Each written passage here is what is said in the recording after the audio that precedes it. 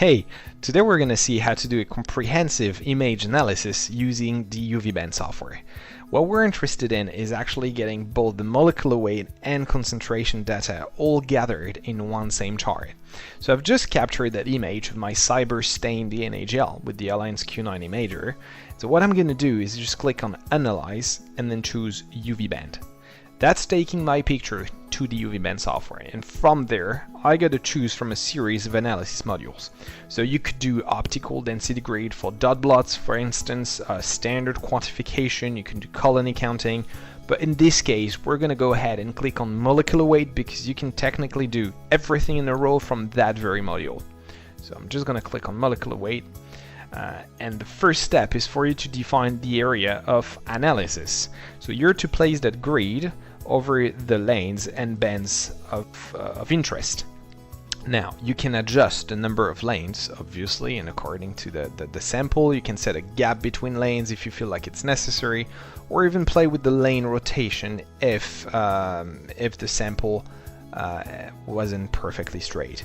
You can also give every single lane a name, or you may play with the lane frame or smiling correction tools again in case the sample isn't perfectly straight. So now we're good to go, so we're just going to click on next, and as you can see all the bands have automatically been identified by the software.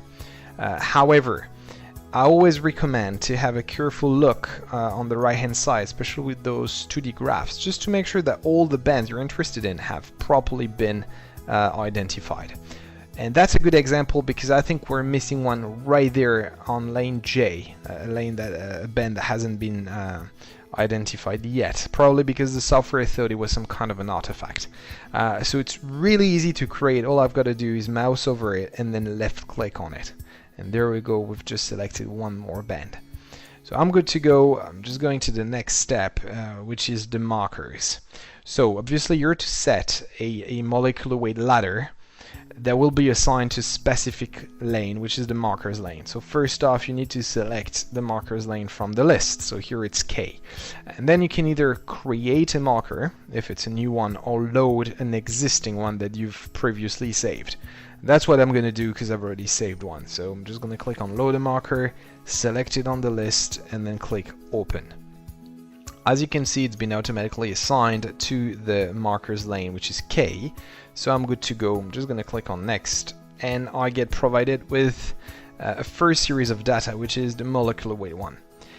Once again, today we're interested in getting both the molecular weight and concentration results in one same chart. So I'm actually going to keep going and click on that button right there at the top called Analyze Quantification. From now on, it's going to be very easy. It's a three-step process. First step being the possibility of you to subtract background if you want to. So if you want to go ahead and do that, you just place that red line right above the background layer that you want to get rid of, and then click on apply to all lanes, just to make sure the same level of background will be subtracted all across the sample. When you're good to go, you may click on next, and that's what we call the spot separation step.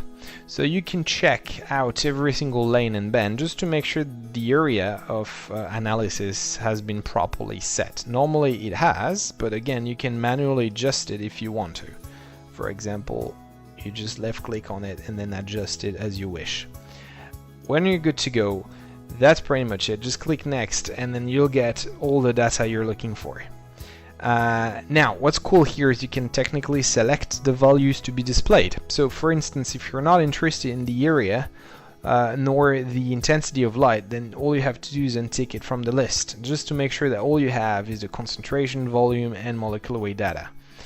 You can also make sure that a specific lane that you're not interested in doesn't appear on the chart. So all you have to do is just unselect it from the list. I probably think that J is enough of much interest here, so we're just gonna unselect it.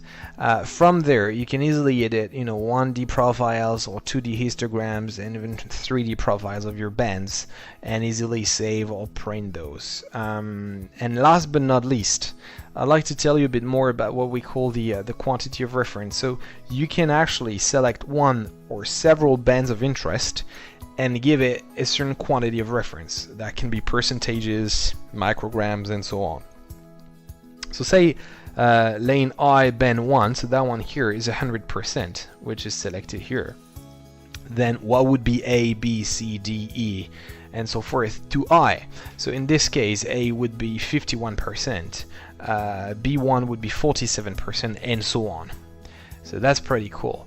Now you could also click on calibration curve or normalization if you want to go further, or just click on publish if you want to come up with a report with that data, the picture, and perhaps some graphs that you came up with. Anyway, you can also click on Excel here if you want to export that data to Excel for further calculations, or just keep track of what you've done. And that's pretty much it. Thank you very much for watching, and we'll be in touch.